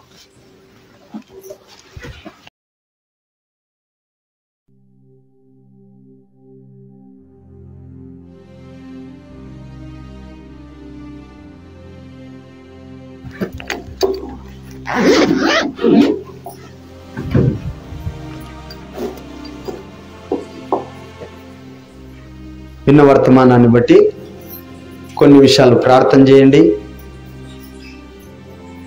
ఆత్మదేవుడు ఇక్కడ చేరవచ్చిన మనకు, మన కుటుంబాలకు భౌతిక సంబంధమైన, ఆత్మీయ సంబంధమైన ప్రతి విషయాన్ని జ్ఞాపకం చేశాడు. మనం ఆశీర్వాదం పొందడానికే దేవుడు పిలిచాడు. అయితే ఏంటి ఆశీర్వాదం అనేది మనం గుర్తుపట్టాలా. పాత నిబంధన వాళ్ళకు భౌతికమైనవి అన్నీ పొందుకున్నారు, ఆత్మీయమైనవి లేవు వరకు. రక్షణ పొందిన ఇప్పుడున్న మనకు మరి ఆత్మ సంబంధమైనవన్నీ ఇచ్చేశాడు. ఆ ఆత్మ సంబంధమైనవి మనం అనుభవించాలని కోరుతున్నాడు. అవి అనుభవించాలంటే మనము విశ్వాసంలో ఎదగాలి, దేవుని వాక్య జ్ఞానంలో ఎదగాలి, ప్రార్థనలో ఎదగాలి. అప్పుడే మనకు ఆత్మ సంబంధమైన ఆశీర్వాదాల విలువ తెలుస్తాయి. కాబట్టి ఈ ఆత్మ సంబంధమైన ఆశీర్వాదాలు ఎవరు పొందారంటే, బాప్తిసం తీసుకొని క్రీస్తును హత్తుకొని మరణం వరకు జీవిస్తానని తీర్మానం చేసుకున్న ప్రతి ఒక్కరూ పొందుకున్నారు. పొందుకున్న వాటిని వాడుకోవాలి. మరి మనం ఎట్లున్నాం ఒకసారి పరీక్ష చేసుకుందాం. మరి భౌతిక సంబంధమైనవి పాపం చేసిన వాళ్ళకు కూడా కలుగుతున్నాయి. మరి మనకెందుకు కలగడంలే అంటే, ఆయన నిర్ణీత సమయంలో భౌతికమైన సంబంధం కలుగుతాయి. ముందు ఆత్మ సంబంధమైన వాటితో మన హృదయాలు నింపుకోవాలి. తండ్రి అయిన దేవుడు క్రీస్తు నందు మనల్ని పరలోక విషయాల్లో ఆత్మ సంబంధమైన ప్రతి ఆశీర్వాదములతో ఆశీర్వదించాడంట. కాబట్టి పొందుకున్న వాటిని కాపాడుకుందాం, పొందుకున్న వాటిని నిలబెట్టుకుందాం. భౌతికమైనవి ఆయా సమయాల్లో ఆయన ఇచ్చినా ఇయ్యకపోయినా మరి దేవుని స్తుతించే వారంగా ఉందాం. అటువంటి భక్తిని సాధన చేద్దాం. ఆ తండ్రి యొక్క 3 కుమారులు మరి వేరే ఉద్దేశాలతో పని స్టార్ట్ చేసినప్పటికీ ఊరికి మంచి పనిగా తండ్రి ఏ విధంగా మోటివేషన్ చేశాడో, మనము భౌతికమైన అవసరతల కొరకు కొన్నిసార్లు దేవుని దగ్గరకు వచ్చినా కానివ్వండి, చేయండి నేను ఇస్తాలని ప్రోద్బలపరిచినట్లే ఉండి ఇది కాదు కానీ ఆఖరికి మనకు అర్థం చేయేలా చేస్తాడు. ఆత్మ సంబంధమైనవి అసలు ప్రాధాన్యమైనవి అనేది జ్ఞాపకం చేస్తాడు. అలా నీకు జ్ఞాపకం చేస్తున్నట్లయితే నువ్వు ధన్యుడివి, ధన్యురాలివి. ఎందుకంటే నువ్వు దేవునికి అంత చేరువైపోతున్నావు అనేది నువ్వు గుర్తుబట్టి అయ్యా భౌతికమైనవి నువ్వు ఇచ్చినా ఇవ్వకపోయినా నేను నీకు నమ్మకంగా బతుకుతా ప్రభువా, మరణం వరకు నీకు నమ్మకంగా ఉంటా తండ్రి, ఆత్మ సంబంధమైన వాటి కొరకు ప్రయాసపడతానైనా, ఈ ఆత్మీయ దీవెనలను పోగొట్టుకున్నాయినా నేను ఒక తీర్మానం చేసుకోవాలని దేవుడి రాత్రి కోరుతున్నాడు. అందుకే దేవుడి రాత్రి నీతో మాట్లాడినాడు. మాటలను బట్టి గట్టిగా ప్రార్థన చేసుకోండి. ప్రతి ఒక్కరు కళ్ళు మూసుకొని ప్రార్థన చేయాలా, మౌనంగా ఉండకుండా ప్రతి ఒక్కరూ ప్రార్థన చేయాలా. భౌతిక సంబంధమైనవి నీకు ఇవ్వలేదా బాధపడద్దు, దేవుడు నీకే చెప్తున్నాడు. భౌతిక సంబంధమైన వాటిని బట్టి నీ ఆత్మ సంబంధమైనవి నీ కొరకు దేవుడు సిద్ధపరిచిన పరలోక సంబంధమైనవి ఎందుకు పోగొట్టుకుంటావు? పోగొట్టుకోకూడదు. కాబట్టి ఈ 70, 80, 100 ఏళ్ల జీవితంలో భౌతికమైనవి ఇచ్చిన దేవుని దగ్గర నుంచి తీసుకుందాం. ఈయనప్పుడు నేను ఇవ్వను అన్నట్టుగా మనకు కనబడినప్పుడు, మార్గాలు మూసుకుపోయినప్పుడు బాధపడొద్దు. సరే ప్రభా నీకు వందనాలని చెప్పడమే నిజమైన భక్తి. ఆత్మ సంబంధమైనవి కాపాడుకోవాలి. కాబట్టి వర్తమానం విన్నదాన్ని బట్టి ప్రతి ఒక్కరు కొన్ని నిమిషాలు మొరపెడతారండి. మౌనంగా ఉండొద్దు. ప్రతి ఒక్కరు ప్రార్థన చేయాల. ప్రేమగల నాయనా ప్రార్థన, చివరి ప్రార్థన అందరూ మొరపెట్టుకోండి. ప్రేమగల తండ్రి, పరిశుద్ధుడైన దేవ, ఈ రాత్రికాల సమయంలో నాయనా ప్రభువా, నేను సిద్ధపడినటువంటి నా తలంపులను తొలగించేసినావు ప్రభువా. ఈరోజు ఇక్కడ చేరవచ్చి నీ బిడ్డలకు ఏ వాక్ అవసరమో అది నువ్వు ఇచ్చావని నేను నమ్ముతున్నాను నాయనా ప్రభువా. ఈ రాత్రి నాయన హృదయాల అంతరంగాలు ఎరిగి మాట్లాడిన దేవుడవు నువ్వే నాయన, నీకు స్తోత్రం. అవును ప్రభు, ఆశీర్వాదానికి వారసులు కావడానికి నువ్వు మమ్మల్ని పిలిచిన దేవుడవు. ఏంటా ఆశీర్వాదాలు జ్ఞాపకం చేశావు. ఆత్మ సంబంధమైన ఆశీర్వాదాలు, భౌతిక సంబంధమైన ఆశీర్వాదాలు రెండు వేరుగా ఉన్నాయని రాత్రి జ్ఞాపకం చేసినందుకు స్తోత్రం. అయితే ఆత్మ సంబంధమైన ఆశీర్వాదాలు పాత నిబంధనలో ఉన్నవారు పొందుకోలేకపోయారు. క్రొత్త నిబంధనలో ఉన్నటువంటి మేము యేసు రక్తముతో ఎవరమైతే కడగబడ్డామో మేము ఇప్పుడు నాయన ఆత్మ సంబంధమైన ఆశీర్వాదాలు పొందడానికి అర్హులమై ఉన్నాము.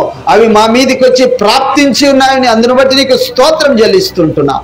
పాత నిబంధన పరిశుద్ధులు ఆత్మీయ ఆశీర్వాదాల కొరకు ఎంతో ప్రయాసపడ్డా వాటిని చేరుకోలేకపోయినారు, వాటిని చూడలేకపోయినారు, వాటిని గ్రహించలేకపోయినారు. కొందరు భక్తులు, ప్రవక్తలు మాత్రమే కొంత మటుకు చూడగలిగారు. మరి నాయనా నేడు మేము లేకుండా పాత నిబంధన పరిశుద్ధులు సంపూర్ణులు కాలేరని హెబ్రీ పత్రికలో రాయించావు నాయన. మాకిచ్చిన ఈ ఆధిక్యతను బట్టి తండ్రి నీకు వందనాలు చెల్లిస్తుంటున్నాం. మాకు అనుగ్రహింపబడిన క్రీస్తునందు నువ్వు మాకు అనుగ్రహించిన పరలోక విషయాల్లో ఆత్మ సంబంధమైన ప్రతి ఆశీర్వాదాన్ని బట్టి నీకు వందనములు, స్తోత్రము నాయన. ఈ ఆశీర్వాదాలు మేము కాపాడుకోవడానికి మా విశ్వాసమును మేము కాపాడుకోవడానికి సాయించి విశ్వాసములో నుండి పడిపోకుండా కాపాడు అయ్యా దేవా. నిన్ను గురించిన దైవిక జ్ఞానంలో డెవలప్ కావడానికి, అభివృద్ధి పొందడానికి సాయం చేయ నాయన. స్తోత్రం. ప్రార్థన నాయన కోల్పోకుండా ప్రార్థనలు ఇంకా మేము నీకు చేరువ కావడానికి కూడా సాయం చేయ. నీకే వందనాలు. ఒకవేళ మేము ప్రారంభంలో భౌతిక సంబంధమైన కోరికలతో నీ దగ్గరకు వచ్చామేమో, అలాంటి ఉద్దేశాలతో వచ్చిన ఈ రాత్రి నువ్వు మాకు సెలవిచ్చావు. భౌతికమైనవి నేను ఇచ్చినప్పుడు మీరు తీసుకోండి అంటున్నావు, నేను ఇవ్వనప్పుడు ఆగిపోండి, ఆత్మ సంబంధమైన వాటిని కాపాడుకోండి అంటున్నావు. గనుక ఆత్మ సంబంధమైన ఆశీర్వాదాలను మేమును కాపాడుకుంటూ నాయనా భౌతికమైనవి నువ్వు ఆయా సమయాల్లో ఇస్తూ ఉంటుండగా పొందుకొని సాక్షులంగా నిలబడడానికి సాయం చేయండి. అవును ప్రభువా, ఈ వర్తమానం అందరిలోనూ ఫలింపచేయండి నాయనా. ఎవరికి దైవ జ్ఞానం కలగడానికి, ఎవరిని బలపరచడానికి, ఎవరిని ఆత్మీయులుగా స్థిరపరచడానికి నీ వాక్కులు పలికించావో వారందరూ నీ ఆత్మ ద్వారా స్థిరపరచబడదురుగాక. నీకు స్తోత్రాలు. తప్పిపోకుండా నీలో నిలకడగా నీ ఆత్మ ద్వారా నిలిచి ఉండెదరుగాక. నీకు స్తోత్రము తండ్రి. ఇదిగో నాయన, శరీరానుసారులు శరీర సంబంధమైన వాటి మీద మనసు ఉంచి నీకు దూరం అయిపోతారు. శరీర సంబంధమైన మనసు మరణమే. మేమైతే నాయనా ఆత్మ సంబంధమై ఉండాలంటున్నావు. ఆత్మ సంబంధమైన మనసు జీవము సమాధానమై ఉన్నదని లేఖనాల్లో వ్రాయించినటువంటి దేవానికి స్తోత్రము నాయన. ఇక్కడ మేము నాయన ఆత్మ సంబంధముగా బ్రతకడానికి నీ సమాధానమును నీవిచ్చే నాయన నిత్య జీవమును పొందుకోవడానికి సాయించే, మరణం వరకు నమ్మకంగా ఉండే కృప నాకు మా అందరికీ దయచే దేవా. స్తోత్రములు. ఈ సమయంలో నీ బిడ్డలు ఎవరెవరైతే వాక్యమును బట్టి నాయన తమ హృదయాలను సరి చేసుకుంటూ నాయన ఒక గట్టి తీర్మానంతో ఆత్మ సంబంధమైనటువంటి ఆశీర్వాదాలను నిలబెట్టుకోవాలి అని ఆపేక్షతో మొరపెడుతూ వస్తున్నారో నాయన నీ బిడ్డలు బలపరచండి. రాత్రి ఒక పునరుత్థానపు శక్తి గల కార్యములు నీ బిడ్డల జీవితాల్లో ఆరంభమవునుగా కనికి స్తోత్రాలు. ఇదిగో ప్రభువా, ఇదిగో నీ బిడ్డల ఆత్మీయ జీవితాలకు వ్యతిరేకమైన చీకటి శక్తులన్నీ దేశున్నాం లాయపరచుతాను. ఆత్మ సంబంధమైన నీ స్వరం వినడం గాని, నీ దర్శనం చూడడం గాని, నీ మహిమతో నింపబడ్డం గాని, నీ మహిమ గల కార్యములను పొందడం గాని స్టెఫెను వలె చేయడానికి సహాయం దయచే. యోబు వలె నాయన పొందుకోవడానికి సహాయము దయచేయి. దేవానికి స్తోత్రం. దేవా నాయనా నువ్వు నమ్మదగిన దేవుడవు. నువ్వు ఎంతైనా ఎన్ని పరిస్థితులలో మేమున్నా, ఎట్లాంటి పరిస్థితుల్లో ఉన్నా నీవు 100% నమ్మదగిన దేవుడవు. దేవుడు అన్యాయము చేయడము అసంభవం. అవును ప్రభువా. అయ్యా నువ్వు మాకు సాయం చేసే దేవుడవే. స్తోత్రాలు. ప్రేమ కలిగిన దేవుడవే. మా మేలు కొరకే సమస్తము సమకూర్చి జరిగిస్తున్న గొప్ప దేవుడవయ్యా నీకు స్తోత్రం. వర్తమానం మాలో ఫలింపచేయండి. నీ బిడ్డల వ్యక్తిగత అవసరతలు తీర్చండి నైనా. ఆరోగ్యాలు శరీరాలకు దయచేయండి. కుటుంబాల్లో సమృద్ధినివ్వండి. బాలబాలికలను కాపాడండి నాయనా. తండ్రి చేరవచ్చిన బిడ్డల యొక్క భౌతిక ఆధ్యాత్మిక ప్రతి అవసరతను నీ ఎదుట పెడుతున్నా. నీ మహిమ కొరకు నీ చిత్తానుసారంగా తీర్చి ప్రతి ఒక్కరిని సాక్షులకు వాడుకోండి. ఈ సంఘాన్ని బలపరచండి. సంఘ అవసరతలు తీర్చండి. సంఘారాధనలు నడిపించండి అయ్యా. మందిర నిర్మాణ పనుల్లో సాయించండి. ప్రతి వారంలో జరిగే ప్రార్థనలు దీవెనకరంగా ఉంచండి. ఆదివారం ప్రార్థనలు, మధ్యలో జరిగే ప్రార్థనలు, అనుదినం ఉండే మందిర ప్రార్థనలు దీవెనకరంగా జరిగించండి. సంఘ కాపరిని దీవించండి. అలాగే ప్రభువా ప్రతి కుటుంబం, స్థానికంగా ఉన్న ప్రతి కుటుంబాన్ని పేరు పేరున దర్శించండి. ఈ ఆత్మ కార్యాలు జరిగించండి. రక్షణ లేని వారికి రక్షణ, రక్షణ పొందిన వారికి నీ కృప దయచేయండి. వ్యసనాలు ఉన్న వారికి విడుదల దయచేయండి. బాలబాలికలను దీవించి ప్రతి కుటుంబంలో నీ జ్ఞానమునిచ్చి ఆశీర్వదించండి నాయన. సంతోషము సమాధానం ఇవ్వండి. వివాహాలు కావలసిన వారికి వివాహాల విషయంలో సాయించండి. గర్భఫలం లేని వారికి నీ నిర్ణీత సమయంలో గర్భఫలమును దయచేయండి నాయన. ప్రభు ప్రతి ఒక్క కుటుంబంలో మేలు చేయండి. ఎగ్జామ్స్ రాసిన వారికి, రాయబోతున్న వారికి కూడా సాయించండి ప్రభా. నీకు వందనములు. మరి నాయన ఈ గ్రామ ప్రజలను రక్షించండి. ఈ రాత్రి ప్రాణాలు ఉన్నవన్నీ కాపాడండి. అనాథలను ఆదరించండి. అనారోగ్యాన్ని స్వస్థపరచండి. ఆసుపత్రులకు వెళ్ళలేని స్థితిలో ఉన్నవన్నీ బాగు చేయండి. ఈ రాత్రి ఒంటరితనం అనుభవిస్తున్నవన్నీ ఆదరించండి. వృద్ధులను, విధవరాండ్లను కాపాడండి. ఆహారం లేని వారికి ఆహారం ఇవ్వండి. ఎండ తీవ్రత నుండి కూడా ప్రజలందరినీ కాపాడతారండి. దేశాన్ని, రాష్ట్రాన్ని పాలిస్తున్న నాయకులని ఆధీనం ఉంచుకోండి. ప్రజలకు మేలు చేసే జ్ఞానమును వారికి దయచేయండి నాయన. దైవజనులను బలపరిచి నీ సేవలో వాడుకోండి. సువార్థికులను, సంఘ కాపరులను నీ పనిలో వాడుకోండి. స్తోత్రం చెల్లిస్తున్నాం. ఈ గ్రామము నుండి, ఈ సంఘములో అనేక మంది రక్షింపడి, ఇంకా రక్షణ పొందిన వారు బలపడి నాయన ఒక గుంపు జనాంగం రాకడకు సిద్ధపడేటట్లు సాయం చేయమని కోరుతూ ప్రార్థన ముగించుకొని ఇళ్ళకి వెళ్తున్నాం. నీ సన్నిధి మాతో ఉంచు. ఇంకా లోతుగా నాయన మమ్మల్ని అందరినీ ప్రత్యేకంగా వ్యక్తిగతంగా మీరు దర్శించి మమ్మల్ని నీకు దగ్గరయ్యేటట్లు చేరువ చేసుకోమని, అందుకొరకై నువ్వు జరిగించాల్సిన క్రియలన్నీ మా అందరిలో జరిగించమని అయ్యా నీ చేతికి అప్పగించుకుంటూ ఈ కుడికి ఆదంతమైంది జరిగించినందుకు వందనాలు చెప్తూ ఏదైనా అడకమరిచింటే కార్యం చేయమని, అడిగిన వాటికన్నా, ఊహించిన వాటికన్నా గొప్ప ప్రతిఫలం దయచేస్తున్న దేవా నీకు స్తోత్రం చెప్పుకుంటూ ముందు నడిపించమని యేసు నామమున దినమనసుతో అడిగి వేడుకొని పొందినాం పరమ తండ్రి. ఆమేన్. నా ప్రాణమా యెహోవాను స్తుతించు, నా అంతరంగమున సమస్తమా ఆయన పరిశుద్ధ నామమును స్తుతించు. నా ప్రాణమా యెహోవాను, ఆయన చేసిన ఉపకారములను దేనిని మరొక. ఆమేన్. ఆశీర్వచనాలు. సియోనులో నుండి యెహోవా నిన్ను ఆశీర్వదించును గాక. ఆమేన్. నీకును నీ కుటుంబానికి క్షేమము, సమాధానం దేవుడిచ్చును గాక. ఆమేన్. నీ ప్రార్థన దేవుడు అంగీకరించునుగాక. ఆమేన్. నీకు విరోధంగా రూపింపబడిన ప్రతి ఆయుధము దేవుడు నాశనపరిచి కాపుదల ఇచ్చుగాక. ఆమేన్.